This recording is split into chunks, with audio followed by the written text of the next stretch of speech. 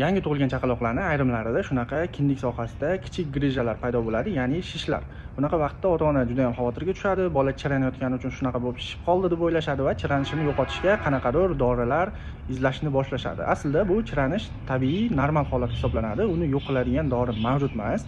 Kindikka to'xtaladigan bo'lsak, shunchaki o'sha kindik atrofidagi mushaklar shu bolada sustroq rivojlangan. Buni nima uchun shunaqa bo'lishi sababi hali to'liq o'rganilmagan.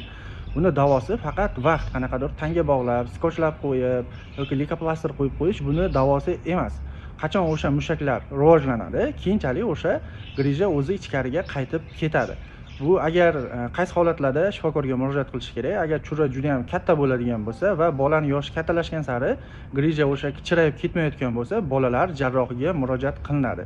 O'zi juda ham ko'p holatlarda bu o'zi qaytib ketadi. Ya'ni o'sha bolaning kindik atrofidagi mushaklari juda ham ko'p holatlarda o'zi rivojlanib ketadi.